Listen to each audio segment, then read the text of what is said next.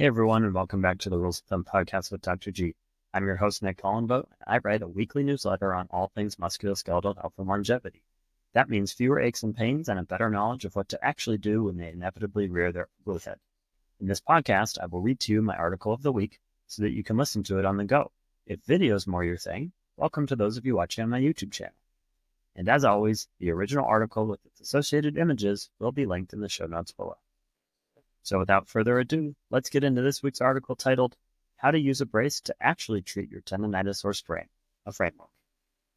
Common things being common, my guess is you know the feeling. Whether from a repetitive activity or a recent sprain, you wake up one day to some form of hand, wrist, or elbow pain. After a few days, it hasn't gone away, so you start asking around, and somebody recommends a brace that works for them. So, order one of your own, open up the package, and now what? How do I wear this thing? And for how long? The bad news is you're in pain. These injuries are no fun. They are painful, limiting, and many of them linger. The good news is, in the right context, bracing can be extremely effective at managing a wide range of injuries. However, you need a plan. If you just throw the brace on whenever you happen to remember, you may want to prepare for several more months of pain and limited function. Many soft tissue injuries take a long time to heal on their own. As a quick aside, most soft tissues are made from collagen, a tissue that naturally regenerates in our body over the course of about 210 to 230 days. And that's a long time. Today, I will give you my framework for bracing. This will work in 90% of cases, and it's easy to commit to memory. And if you forget, it will always be right here. So there are two phases. I want you to think of bracing really down into two phases. The first 3 weeks comprise phase 1, and the second 3 weeks comprise phase 2. During the 3 weeks of phase 1, I want you to wear the brace as much as you possibly can. That means 24/7, excluding showers or washing your hands. Pretend you left my office in a cast. This commitment will help reduce the inflammatory phase of your pain, which is absolutely crucial to help your body, quote, get over the hump towards recovery. The more you commit to this, the better your outcome will be. It's that simple. I'll never forget what an older surgeon who trained me used to say in this situation. He would give his version of the above, and inevitably, many of the patients would say, "But doctor, that will prevent me from doing a lot of the things I like to do." Exactly, was his response. While that's a little more blunt than my style, the point remains. This is supposed to be a bit annoying, a bit in the way, and a bit limiting.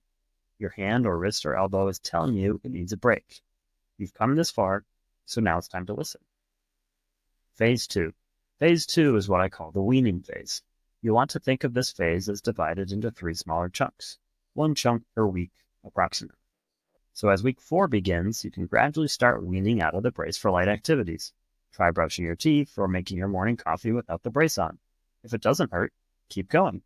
If it hurts, either put the brace back on or continue to avoid that activity for another few days.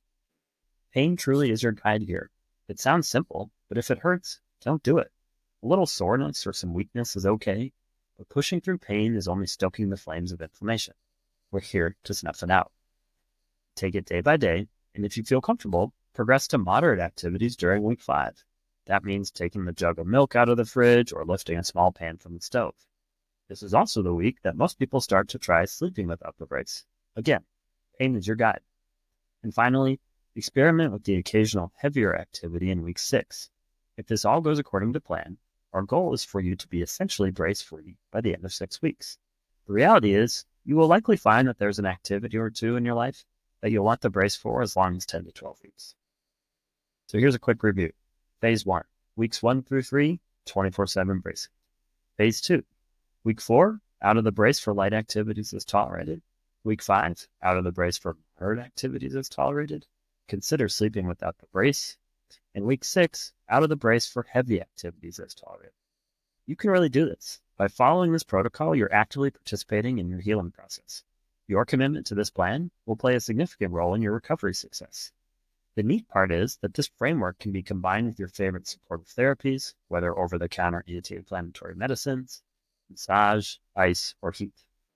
It is not necessarily easy to spend 6 weeks working through this protocol, but it is effective and certainly more desirable than months and months of lingering discomfort. That's all for today. Thanks for being here. We'll see you next time.